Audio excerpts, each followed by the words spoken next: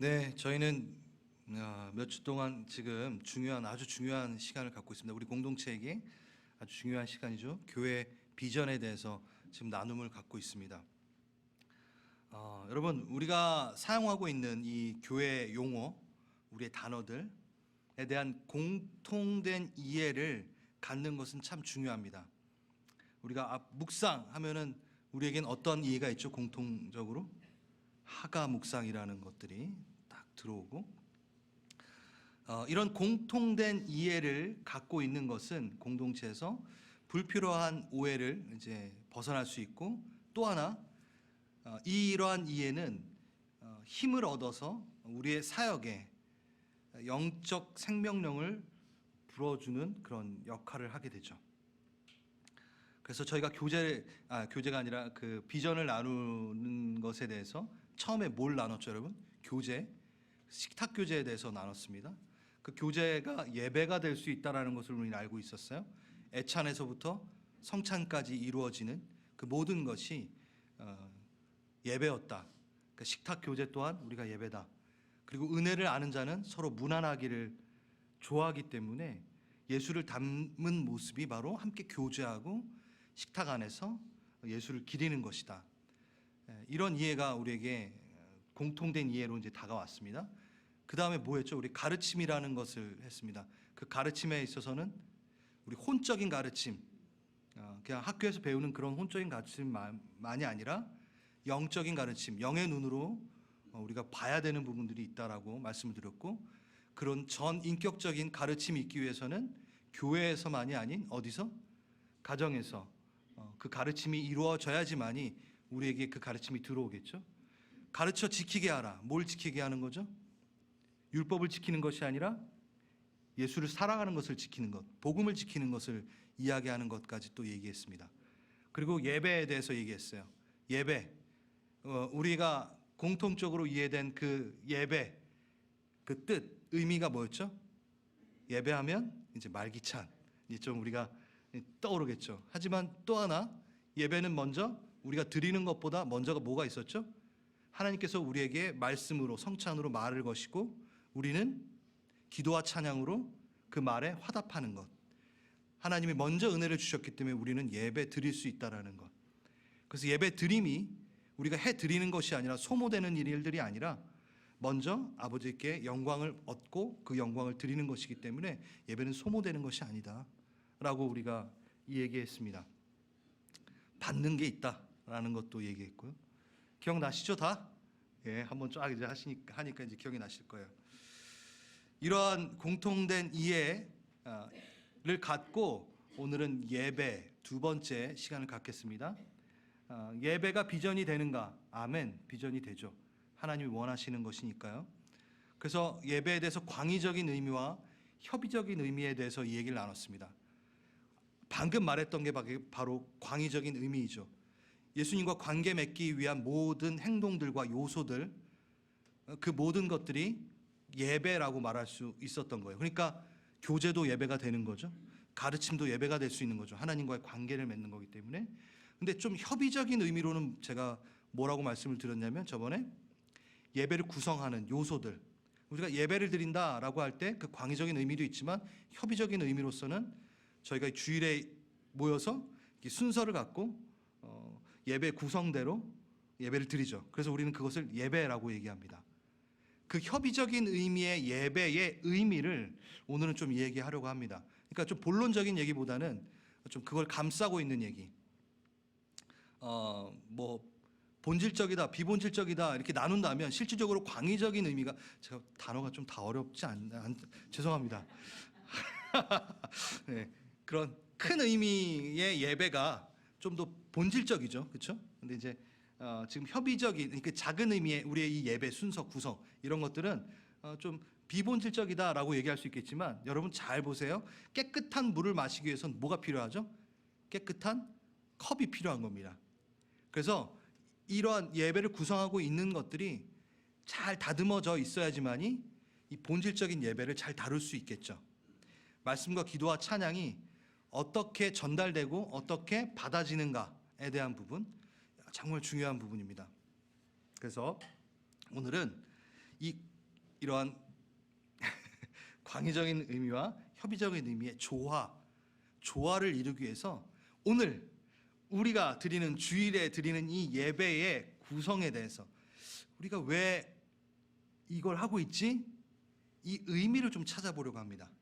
그래서 오늘 좀 재밌을 거예요. 뭐 이렇게 성경적인 그런 것보다는 우리가 하고 있는 이 행동과 행위가 어떤 의미를 갖고 있고 왜 이걸 하고 있는지를 좀 하나하나씩 좀 이야기 나눠보려고 합니다. 우리가 예배를 드릴 때 익숙해지고 또 매너리즘에 빠지는 이유는 좀 우리가 실증을 좀 내잖아요, 그렇죠? 우리 인간은 하나님은 실증을 안 내세요, 신실하세요. 근데 우리는 실증을 잘 내고 신실하지 않습니다. 그래서 계속 뭔가 변화를 줘야 되는 부분들이 있는 거죠. 예. 그리고 또 하나 예배의 구성구성마다의 의미를 제대로 담는다라는 것은 의미를 안다는 것은 내 마음을 다하여 예배를 드릴 수 있는 문을 열어주는 역할을 하죠. 형식과 구성의 변화를 주므로 우리의 예배를 드릴 때 우리의 마음에 대한 집중도를 높일 수 있는 것. 그 예를 한번 좀 이야기를 해보겠습니다. 이거 예전에 제가 한 5년 전인가 얘기를 했던 것으로 기억하는데 제가 또 한국 갔다 왔잖아요. 또 제가 잠깐 친구를 만났는데 분당 우리 교회 다니는 친구를 또 만났어요. 그래서 딱 이렇게 생각이 나더라고요. 제가 고등학교 때 고등학교 때 고등부를 담당하고 있던 목사님이 이찬수 목사님, 그때는 전도사님이죠. 그때 고등학교 아이들이니까 고3이었을 때 얼마나 학업에 힘이 들겠어요, 그렇죠?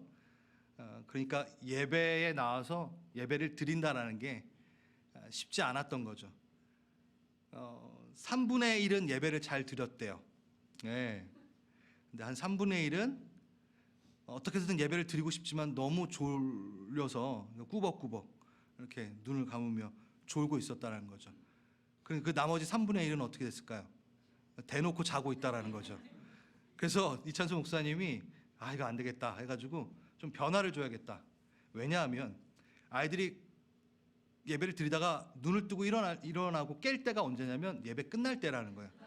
그래서 자, 주기도문 하시겠습니다. 그럼 다들 끝났구나 하고 일어난다는 거예요.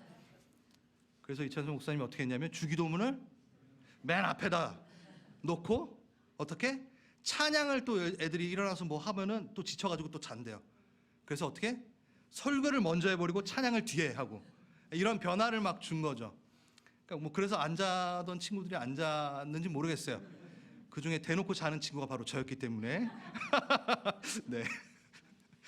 감사하게도 지금 이렇게 아무튼 이게 순서를 바꾸는 것. 뭐 솔직히 하나님은 별 문제가 없어요. 뭐 찬양을 먼저 받으시던 뭐 말씀을 먼저 선포하시던 뭐 그런 건 상관없어요. 근데 우리의 변덕과 우리의 실증들 이것들로 인해서 우리 안에 의미를 찾아 나가기 위해서 좀 변화를 줘야 되는 것들은 참 중요한 것 같습니다. 참된 바른 예배, 마음을 드리기 위해서 그런 비본질적인 것들을 조금 변화를 주고 새로운 아이디어로 도전해 나갔을 때 우린 새롭게 또 새 마음으로 예배를 드릴 수 있겠죠. 네, 그래서 하나하나 한번 보겠습니다. 우리 공동체 예배, 물론 우리 공동체 예배에 구성되어 있는 요소들을 무조건 의미를 다 부여하려고 하진 않겠습니다. 근데 왜 이렇게 하는가에 대한 부분들, 다른 교회와 대동소이합니다. 뭐 그렇게 특별한 건 아니에요. 그런데 좀 다른 부분은 있습니다. 그런데 다른 부분이 있다고 하여 다른 교회에서 그 요소를 갖고 있는 것이 잘못된 것이 아니라는 걸 좀 먼저 말씀드리고 싶어요. 뭐 사도신경을 하는 교회가 있겠죠? 교동문을 하는 교회가 있겠죠? 틀린 게 아닙니다. 우리는 우리의 신앙 고백에 이게 더 맞기 때문에 그걸 안 하는 거지, 그들이 틀렸다 얘기할 수 없다라는 것, 그걸 먼저 좀 전제하고 뭐 얘기하면서 좀 얘기를 하겠죠.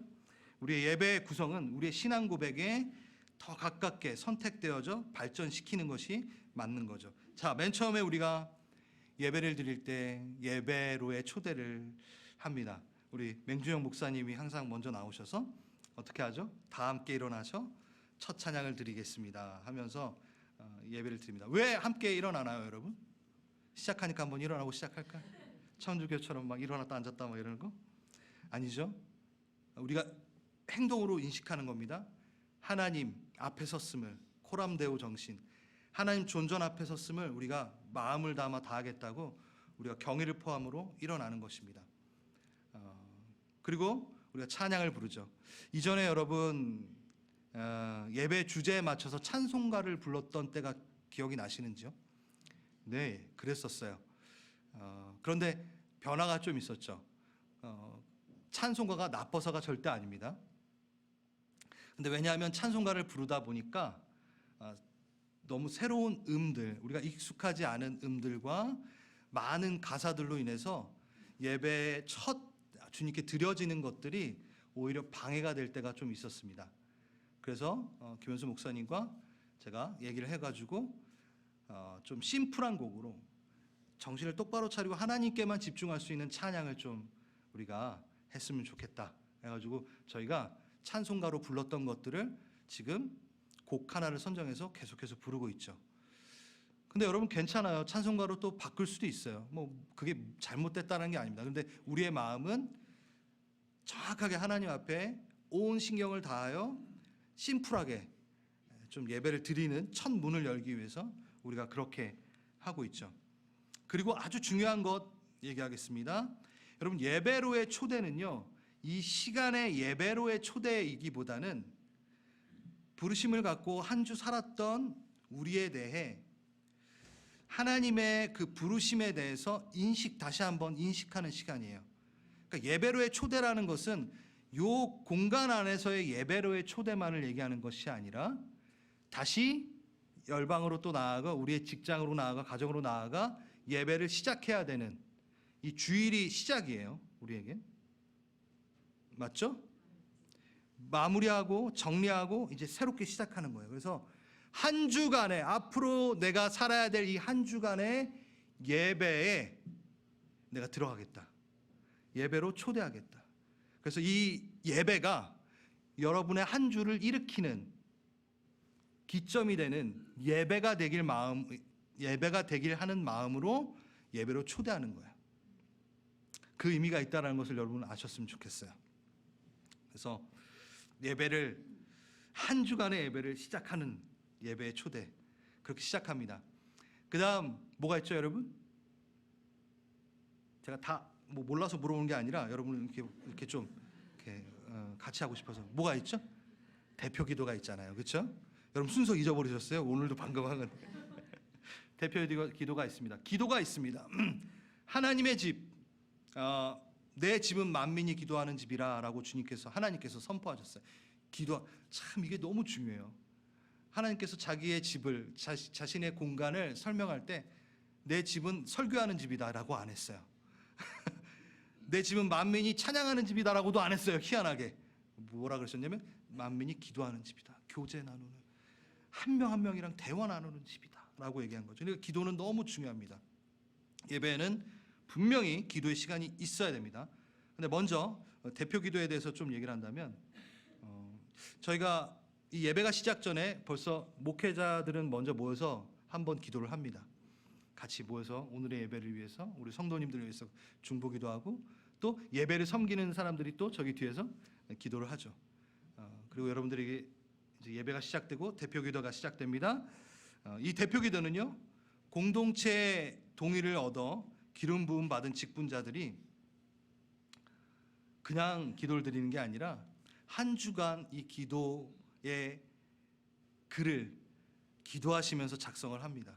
그리고 온 마음으로 기도를 이 앞에서 대표로 하지만 여러분들은 그때 어떻게 돼 있죠? 일어서 계시죠? 왜 일어서 있을까요? 온 마음으로 함께 하겠다라는 겁니다. 이 기도에 동참하겠다라는 표입니다. 그래서 여러분들은 그 기도에 함께 하는 거죠. 그 기도의 내용은 무엇인가요? 이 시간의 예배를 위한 기도도 있겠지만 항상 담장을 넘는 기도가 있겠죠. 교회를 넘어 이 시대를 위한 기도 또한 이루어집니다. 이 시대의 아픔을 싸매는 치유의 기도가 있고 또는 시대의 우상과 싸워야 할 또 다짐하는 기도가 있겠죠. 예. 그래서 이 대표 기도에 여러분들 소중히 생각하시고 아멘, 아멘 함으로 그것이 내 기도다라고 기도하시길 바랍니다. 아멘. 그래서 기도가 우리 교회에 좀 더 자리를 많이 차지했으면 좋겠다는 생각이 들어요. 저는 저희 교회 예배 요소 중에 기도를 좀 더 보완할 생각을 하고 있습니다. 지지난주 제가 설교에 기도는 구함보다 뭐가 먼저다? 제가 라임도 맞췄는데 구함보다 거함이다라고 말씀을 드렸어요. 네. 기억하시죠? 네, 2주 지난 겁니다. 그래서 어려울 거예요. 우린 기도를 계속 구하는 거라고 생각하는데 먼저 뭐가 있어야 된다? 거하고 나서 구하는 거다. 그러니까 전제가 거함이죠. 머문다라는 거죠. 주님 앞에 머무는 것. 그래서 기도는요, 해결보다 먼저 연결이라는 것입니다. 기도는 해결을 위한 것이 아니라 먼저 연결되기 위함이고, 그래서 기도의 응답이라는 단어보다 저는 기도를 통한 새로운 하나님의 마음의 발견이라고도 좀 이야기가 되지 않을까라고 생각을 해요. 여러분, 기도를 통해 여러분 주님 안에 거하시고 계십니까? 이 공동체 예배 가운데? 아멘, 아멘. 근데 그 시간이 저는 조금 부족하다고 생각을 해요. 대표 기도 가운데 함께 아멘으로 화답하기도 하지만 개인이 기도하는 시간이 설교 끝나고 적용 기도와 적용 찬양을 하면서 하는 기도는 있어요. 근데 저는 그게 좀 부족하다라는 생각은 들어요. 왜 그걸 느끼냐면요, 우리 기도 안에는 머무름이 좀 필요하다고 생각합니다. 계속 말하고 요청하는 것 외에 주님 앞에 잠잠히 머무는 것. 여러분들은 많이 못 누리실 수 있겠지만 저는 이제 교회로 출근을 하잖아요. 그러면 아주 조용한 이 공간의 예배당에 혼자 앉아서 기도를 드릴 때가 있어요. 그때는 백지와 같아요. 내가 오늘 예배를 위해서 뭔가를 여기 앉아 있을 때는 앞으로 뭔가를 막 해야 되니까 조금 앞에 있는 일들에 대해서 기도를 하고 이렇게 됐으면 좋겠다라고 얘기를 하지만 그냥 요게 껌껌하게 아무런 소음이 없을 때 혼자 앉아 있을 때는 백지와 같은 상태가 돼요. 그때 하나님 앞에 머물며 내가 새로운 어떠한 도화지에 하나님이 새로운 나에게 뭔가를 입히시는 걸 느껴요. 그 머무름이라는 거죠. 요청만 하는 것이 아니라 거함의 기도, 머무름의 기도. 저는 여러분들이 이 기도의 시간을 원하신다면 언제나 저희 교회 오셔도 되지만 예. 금요 10대나 수요의 매 시간에도 그것을 누릴 수 있고요. 또 하나, 여러분 주일 예배 때 일찍 오세요. 저희 5분만이라도 좀 조용하게 예배 전에 머금의 시간을 좀 가졌으면 좋겠다는 생각이 듭니다. 그게 제가 정말 저희 교회에서 보완하고 싶은 기도의 한 자리입니다. 그 백지 상태로 여러분이 좀 앉아 있으십시오. 그리고 또 하나, 제가 이전에 계속 그 한국에서 다녔던 교회에서는, 그리고 많은 교회에서는 예배 전에 항상 회개 기도를 합니다. 아주 중요한 작업인 것 같아요. 왜냐면 우리가 하나님께 받아야 되잖아요. 그럼 먼저 뭘 해야 되냐면 빼야 돼요. 예, 우리의 사상과 우리의 어그러짐이 꽉 차 있어. 그러니 하나님을 받기에 참 부족한 거죠. 그래서 먼저 우리가 회개로 나아가는 거예요. 비우는 거죠. 예, 우린 비움의 종교가 아닙니다. 채움의 종교입니다. 비우는 건 불교예요. 그쪽은 다 막 무가 산인 산이로되 무는 물이 뭔 소린지 모르겠는 아무튼 비우는 거래요. 근데 우리는 비우고 끝나는 게 아니라 채움이에요. 근데 먼저 채우기 위해서 우리가 회개함으로 우리의 것들을, 찌꺼기들을, 쓰레기들을 하나님 앞에서 버려놔요. 손을 놔야 돼요. 잡았던 우상을 버려야 돼요.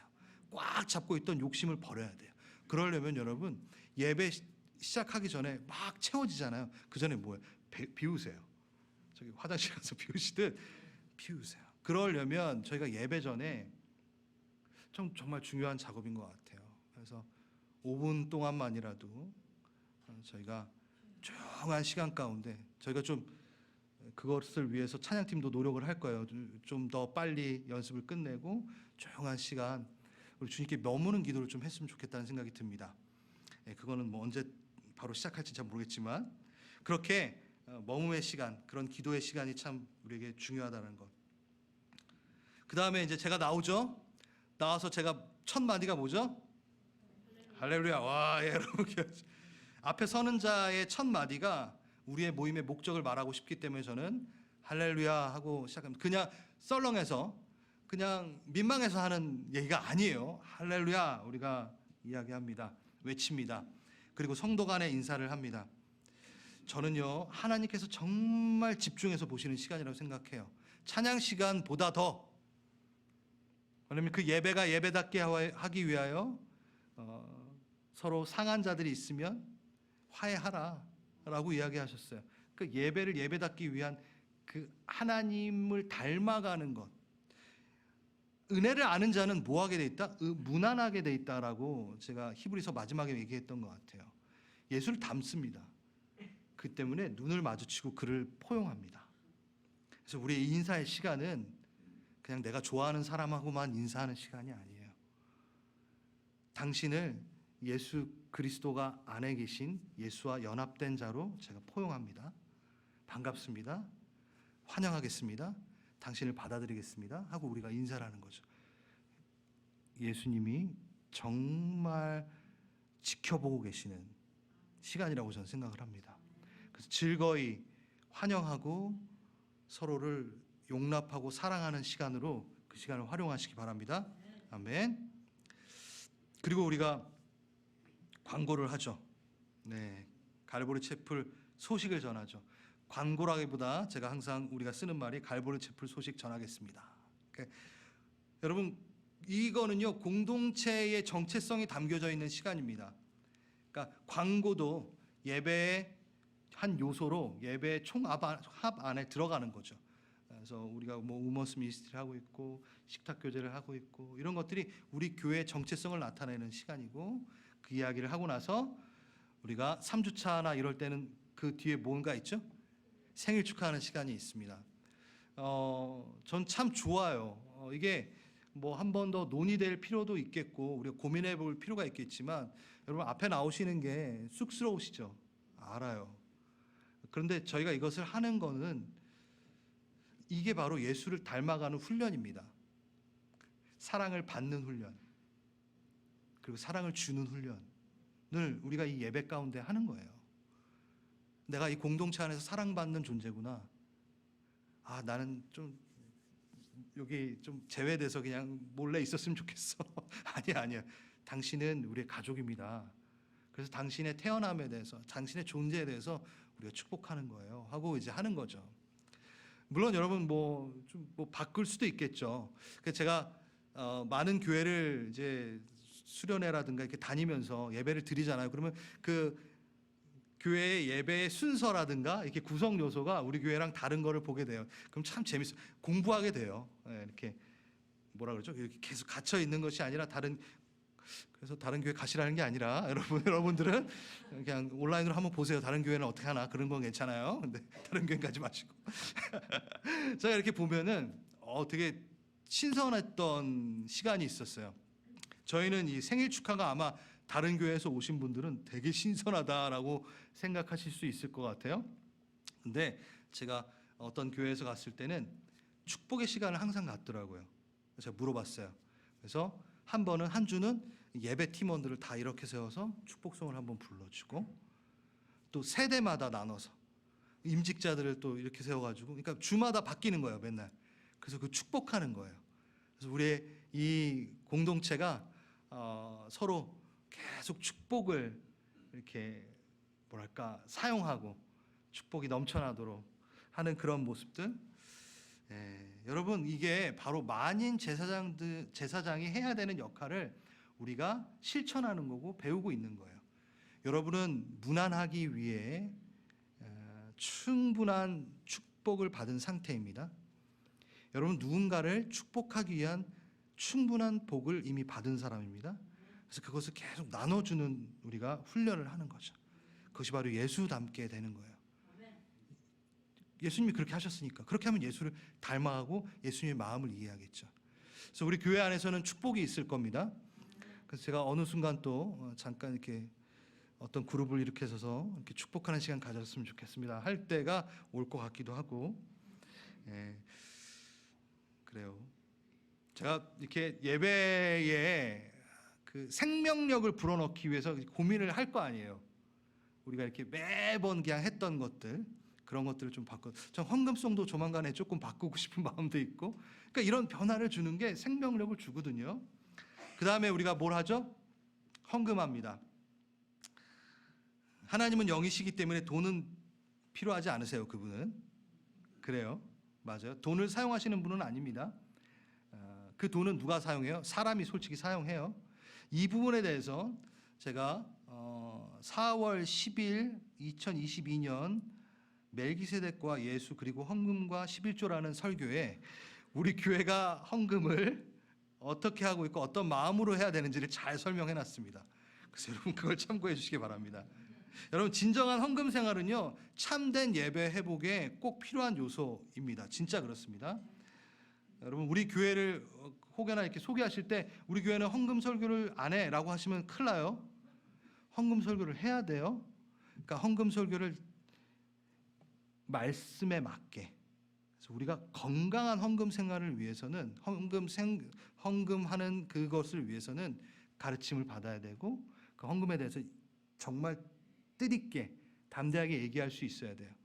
이 부분은 아마 그걸 거예요. 우리가 이 헌금을 통해 부끄러운 일들을 한다면 헌금 얘기하는 게 부끄럽겠죠. 근데 헌금을 통하여 우리가 하나님 나라를 일으키는 영적인 요소에 잘 활용한다면 그건 하나님 너무 중요하게 생각하시고 기쁘게 생각하신다는 거죠. 머리 대신 예수님 그리고 몸된 우리. 그래서 그 헌금은 몸된 그러니까 하나님 예수 그리스도라는 몸에 사용되는 것이 마땅합니다. 내가 너무 길게 얘기하면 안 될 것 같고 또 있죠. 그 헌금 시간의 변화도 있으면 참 좋을 것 같다는 생각이 들어요. 제가 아프리카에 이제 선교를 갔을 때 탄자니아 그 킬리만자로 그 산에 있는 꼭 거기 되게 위에 있는 교회에 한번 그 선교를 간 적이 있어요. 정말 재밌었어요. 헌금 시간에 어떻게 하고 있냐면 그들은 이제 헌금이라는 돈으로도 가지고 오지만 뭘 갖고 오냐 헌물을 진짜 갖고 오더라고요. 가지고 막 과일 같은 거 어떤 사람은 닭을 막 이렇게 껴안고 진짜. 그런데 그 헌금 시간이 어떠냐면 막 축제예요. 다 일어나요. 그래서 아무튼 아프리카 노래를 막 알렐라 하면서 그 앞에 여기 이만한 이제 상이 놓여 있는 거예요. 물건을 놔야 되니까 막 돌아가면서 춤추면서 뺑뺑 돌면서 하나씩 놓고 축제. 내가 하나님께 드릴 수 있다라는 게 정말 감사한 거야라는 거를 모두가 이제 그것에 대해서 기뻐하면서 아이들도 같이 막 춤추면서 이렇게 나와서 하나씩 놓고 가더라고요. 우리 언제 한번 그렇게 해볼까요? 모르겠어요. 저는 좀 그리워요. 어쩔 때는 저희 어머님이 저에게 헌금을 하라고 주실 때 그 지폐를 다리미로 착 다려서 제 성경책을 껴주면서 너 이거 떼먹지 마. 너 헌금 잘해야 돼. 라고 이렇게 주실 때 그리고 우리 부모님이 다림질해가지고 성경책에다 그것을 넣고 한 줄을 그 예배 시간 앞을 이렇게 기다리고 계시는 모습 전 참 귀한 모습이라고 생각을 해요. 우리가 꼭 그래서 그렇게 꼭 해야 된다라는 게 아니라 정말 마음가짐인 것 같아요. 내가 누리고 있는 게 다 하나님의 것이다라는 선포. 이건 하나의 저항입니다. 세상으로부터의 저항. 세상은 그것을 아깝다고 얘기할 때 아니 나는 내가 누리는 게 다 하나님의 것임을 난 선포하고 싶어. 그래서 그것을 저항하듯 세상에 저항하듯 봐라 난 이것을 하나님께 드린다. 참 아름다운 모습이라고 생각합니다. 그래서 여러분 이 헌금 시간에 정말 최선을 다해서 우리가 예전에는 그래도 이렇게 헌금을 이렇게 바구니를 돌려가면서 했지만 지금은 팬데믹 이후에 좀 바뀌었죠. 여러분 온라인으로도 이제 헌금을 내시기도 해요. 근데 그때 클릭하기 전에 기도하고 온라인 헌금을 할 때도 정말 온 마음을 다해서 기도하고 클릭을 하세요. 좀 옛날 버전으로 돌아가고 싶은 마음도 좀 있지만, 예. 그래요. 그 마음이 중요하니까. 예. 그다음 우리가 뭘 합니까? 찬송을 합니다. 오, 이렇게 시간이 빨리 가죠? 예. 찬양을 합니다. 찬양은 이거예요, 여러분. 하나님께서 우리에게 말씀으로 말을 거시고 우리는 어떻게 찬양과 기도로 그 말에 응답하는 거, 화답하는 겁니다. 믿음의 고백을 선포하는 겁니다. 그래서 요걸 좀 얘기를 할게요. 여러분 그 교동문 아세요? 네, 교동문. 교동문이 뭐냐면 말 그대로 번갈아 가면서 낭독하는 거예요. 교독한다. 이게 왜 생겼냐면요. 여러분 이게 나쁜 게 아니라는 걸 좀, 그러니까 나쁘다기보다는 이게 참 중요한 부분이라는 거예요. 뭐냐면 뭐 사도신경이라든가 어떤 주기도문이라든가 어떠한 그런 형태들이 언제 생겼냐면, 이걸 뭐 교회사로 다 얘기하려면 너무 길어지니까 다 개신교에서 그것을 발전시킨 거예요. 능동적인 참여를 위해. 그 오래전에 중세 교회의 천주교에서 우리가 프로테스탄트 개신교로 나오잖아요, 그렇죠? 그 전에는 다 수동적이었어요. 앞에 있는 어떤 사제라는 그 사람만이 바빠, 다 해. 그리고 여기서 하는 거는 일어났다 앉았다밖에 없어요. 그랬는데 이 개신교로 오면서 회중 찬양이 시작됐어요. 루터가 종교개혁을 일으키고 그때 처음 생긴 게 바로 회중 찬양이에요. 함께 이게 노래하는 거. 그 전에는 뭐만 있었어요, 여러분? 칸토르라고 특별한 사람들만 노래하는 그 성가대라는 것이 있었죠. 그래서 성가대는 또 나쁜 거야 이러시면 절대 안 돼요. 그것이 남아 있는 게 그렇게 이제 대표적으로 하는 것이 바로 성가대의 모습이죠. 칸토르, 특별한 사람들의 노래. 근데 다 그러면 수동적으로 앉아 있는 거예요. 교회 와서 입 한 번 안 벌리고 갈 수 있는 거죠. 근데 그거를 이제 개신교에서 이제 개혁하면서 뭐 능동적 참여. 저는 우리 예배가 많이 능동적으로 참여되는 예배를 원해요. 많은 분들이 그 예배 요소마다 좀 들어가서 이렇게 하나님을 노래하고 이야기하는 시간을 좀 많이 더 늘렸으면 좋겠다는 생각을 합니다. 그게 바로 교동문이었어요. 왜냐하면 예배 의식은, 제가 이거 찾은 건데 교회 용어에서, 예배 의식은 인도자와 회중까지 모든 예배자들의 능동적인 참여를 하는 데 있어서 교동문이 사용되었다. 유래는 회당 예배 쉐마 낭독 순서에서 찾을 수 있다. 신명기 또 민수기 그게 이제 추가되고 대체로 10계명을 외우기도 했었다. 중세 이전 초대교회 때에는 지금과 같은 찬송가가 없었기 때문에 찬송의 의미로 시편을 번갈아 가면서 낭독한 것에서 교동문이 유래된다. 나쁜 게 아니라는 거죠, 그렇죠? 근데 우리가 그것을 아무 생각 없이 이제 하다 보니까 정형화되고 화석화되었고 매너리즘에 빠지게 됐고 뭐 이런 부분들이 있기 때문에 좀 그것을 제어했죠. 왜? 우리가 찬양 시간이 이제 새롭게 우리의 이 예배 가운데 큰 요소로 작용됐기 때문에, 우리를 신앙 고백할 수 있는 시간이 있기 때문에. 사도신경은 또 어떤가요? 사도신경에 대해서 또 말을 참 많이 하시는 분들도 있는데요. 저는 이게 시대적인 어떤 눈으로 봤을 때 우리가 너무 교만하지 않나라는 생각이 들어요. 이게 무슨 얘기냐면 사도신경 자체에 대한 이것 또한 능동적 참여를 위해서 이들이 고백을 하는 거죠. 전능하사 천지를 만드신 하나님 아버지를 내가 믿습니다. 여러분 이거 좀 위에 세대들은 다 알 텐데 우리 젊은이라든가 새롭게 이제 교회 오신 분들은 모르시는 분들도 있겠죠. 이걸 다 얘기하려면 너무 시간이 걸리니까 여기에 뭐 동정녀라든가 뭐 공회라든가 이런 거는 시대적인 배경이 있기 때문에 그거를 얘기를 한 겁니다. 동정녀는 그 동정녀 마리아, 이거는 그냥 처녀 마리아라는 그쵸, 그 그 라틴어 단어가 제가 기억이 안 나는데 아무튼 그거에서 나온 거예요. 그래서 아무튼 뭐 그것을 이렇게 공격하고 그래서 사도신경은 나쁘다라고 얘기하시는 분들을 제가 많이 보는데 그건 조금 시대적인 교만함인 것 같아요. 그게 생긴 거는 뭐요? 성도들이 능동적인 참여, 입을 열어서 신앙을 고백하게 하기 위한 또 하나의 좋은 예배의 요소였다는 거죠. 고백하는 거. 아, 내가 뭘 믿고 있지? 사도신경이 정말 좋아요. 우리가 뭘 믿고 있는지를 정확하게 얘기해 주고 있어요. 아무튼 그래서 저희가 사도신경을 하겠다라는 게 아니에요. 근데 우리 교회는 이런 부분보다 더 다른 것으로 우리가 고백하는 시간, 찬양의 시간에 더 많은 것들을 넣어서 마음을 넣어서 얘기할 수 있기 때문에. 재미없나요, 여러분? 재밌죠? 네. 오늘은 어쩔 수 없어요. 의미 하나하나 이렇게 보는 거예요. 우리가 도대체 이걸 왜 하고 있지? 라는 거. 우리의 찬양 시간, 월십 팀, 그리고 갈보리 코러스. 갈보리 코러스가 바로 그런 거죠. 성가대가 아닌 갈보리 코러스. 너무 좋죠, 여러분. 네. 우리 오셨을 때 왜 이 교회는 성가대가 없어요? 이렇게 물어보신 분도 있었어요. 근데 우리는 이렇게 칸토로 듣는 입장이 아니라 다 모두. 그래서 저희가 갈보리 코러스 때도 다 같이 찬양을 하잖아요, 그렇죠? 네. 그래요.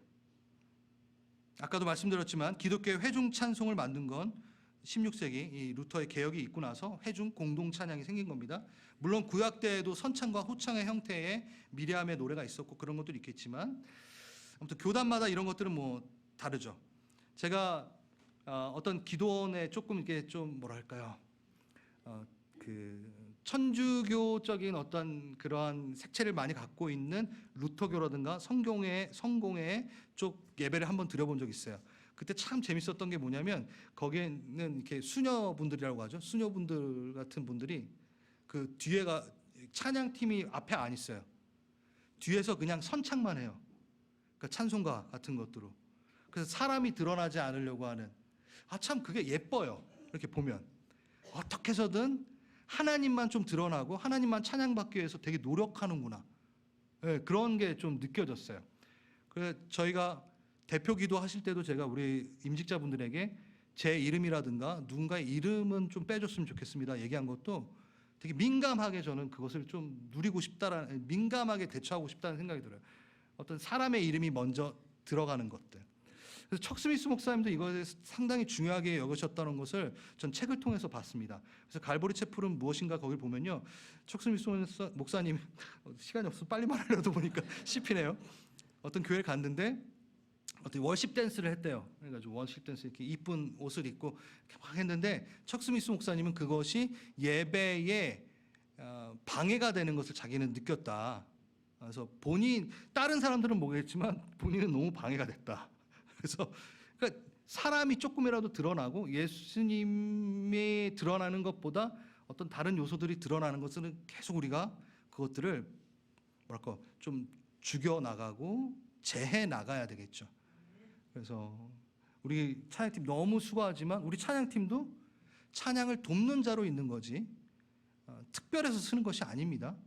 그래서 그걸 우리가 알아야 돼요. 찬양팀에 쓰시는 분들이라든가 함께 있는 분들도 어떻게 하면 하나님이 더 드러날까? 우리가 줄어들고 이거를 많이 고민해야 될 거라고 생각합니다. 영이신 그분이 어떻게 이 공간 가운데 드러나시게 할 것인가? 그래요.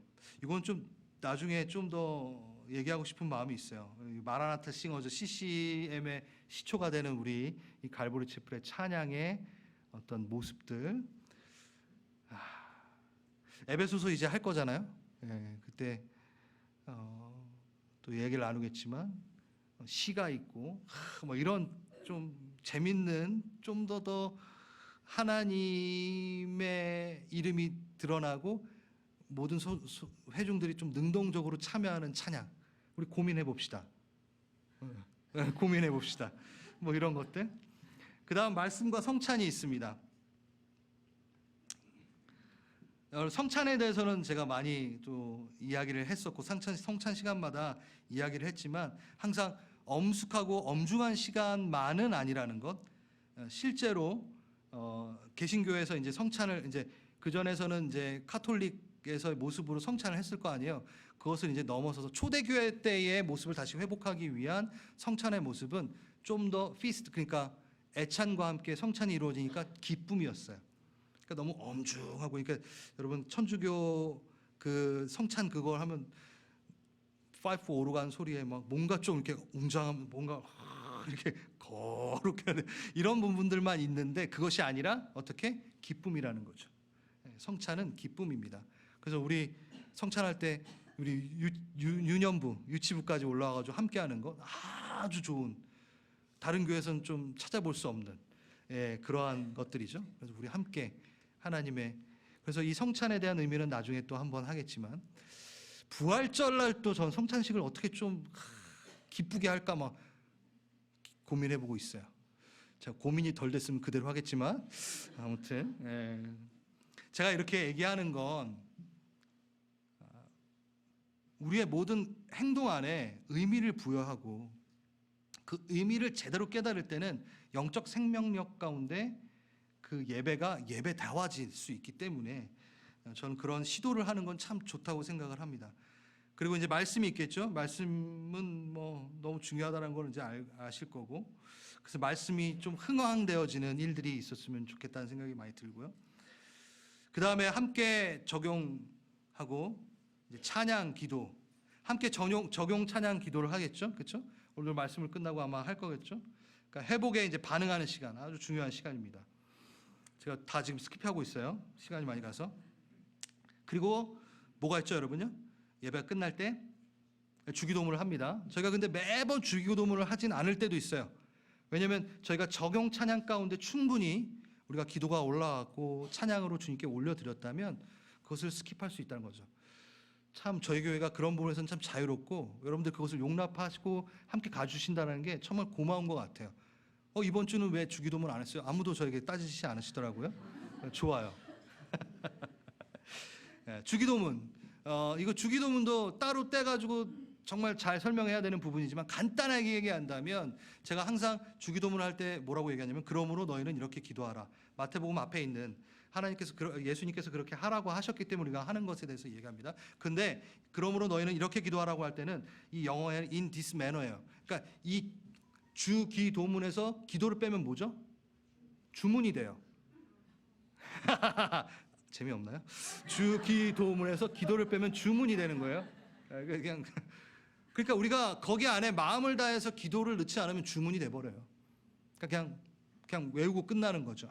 아무 감정 없이. 절대 그러면 안 됩니다. 근데 in this manner가 뭐냐면 그거대로 그냥 달달달 외워라가 아니라 그 방법대로 기도하라라는 거예요.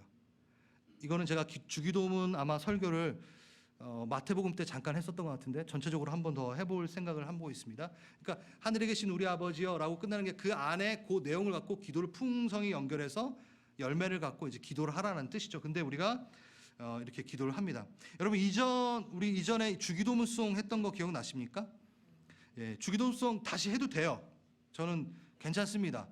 근데 왜 저희가 주기도문이 말로 하는 것을 고집을 그래도 하고 있는지, 음을 입혀서 노래하는 거랑 똑같을 텐데 별반 다른 건 없을 텐데 근데 조금은 다른 것 같아요. 제가 조금 그 부분에서 민감한 부분이 있기 때문이에요. 말씀대로 하고 싶다는 이유가 있어요. 음절에 맞춰서 그 가사를 입혀야 되기 때문에 말씀대로 그 주기도문을 하지 못하고 스킵되는 부분이 주기도문 송에는 있어요. 우리에게가 많이 빠져 있습니다. 그리고 또 뭐가 있냐면 하늘에서 이루어진 것 같이 땅에서도 이루어지라는 정확한 그 의미가 제외되어 있어요. 그냥 뜻이 이루어지길 원합니다. 무슨 뜻? 안 나와 있어요. 하늘의 뜻이 땅 가운데 이루어지는 게 아주 중요하기 때문에.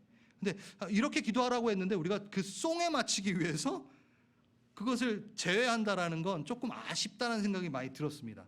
그리고 일용할 양식, 오늘날 우리에게 일용할 양식, 그러니까 나 먹는 거 말고 우리에게, 이게 되게 중요한 요소인데 제가 주기도문을 갖고 강의를 많이 하기 때문에 정말 중요한데 이게 너무 스킵된다라는 생각이 듭니다. 그리고 가장 우리가 우리에게 죄 지은 자를 사하여 준 것 가치가 정말 중요한데 그냥 우리를 용서해 주십시오라고 끝나요. 주기도문송은 뭐라고요?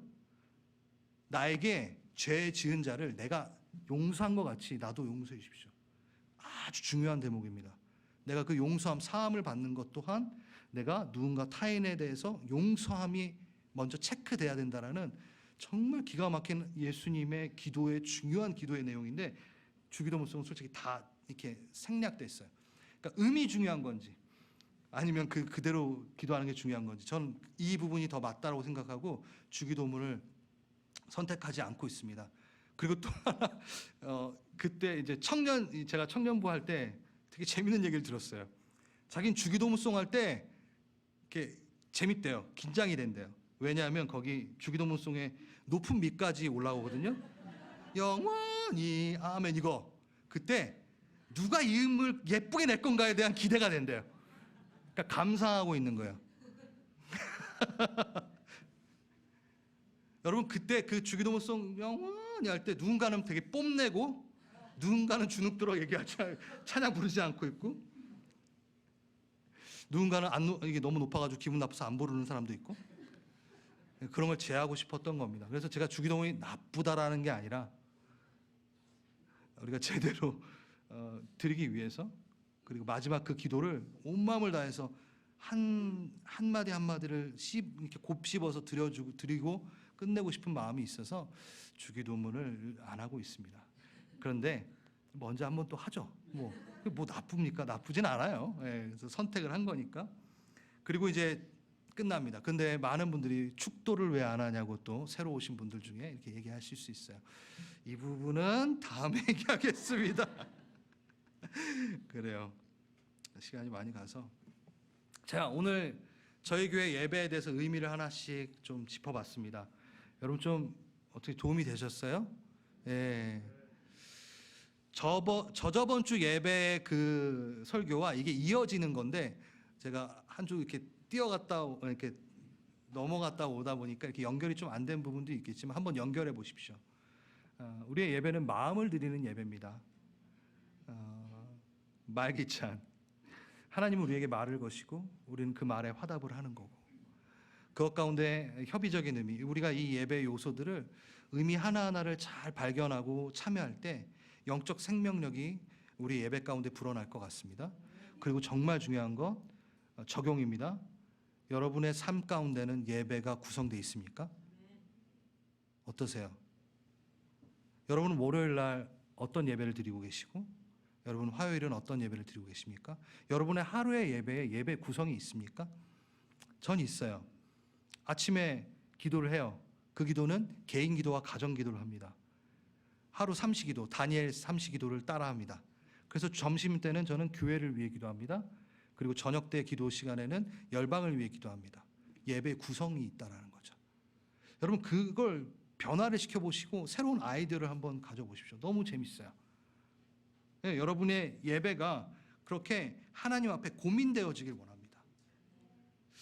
하나님과 가까워지기 위해서 내 삶의 예배 구성을 좀 고민해보고 그것들을 발전시켜 나가고 그 안에서 여러분이 예배의 영적 생명력을 얻으십시오. 그래서 진정한 예배자가 되시길 정말 너무너무 원합니다.